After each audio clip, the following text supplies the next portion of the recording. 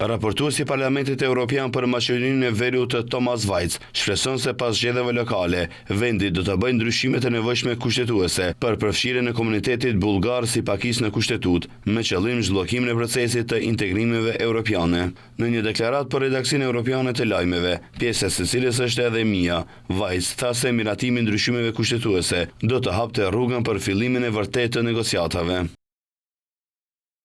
Vendi aktualisht është pjesë e procesit të antarësimit, por në fakt, ende nuk i kemi filluar negociatat.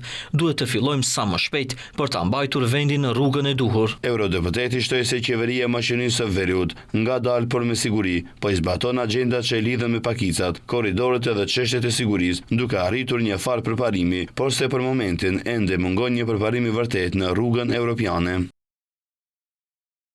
Maqedonia e Veriut është ende bllokuar nga Bullgaria. Për fat të keq, ka shumë çështje të lidhura me identitetin që po e pengojnë përparimin e saj.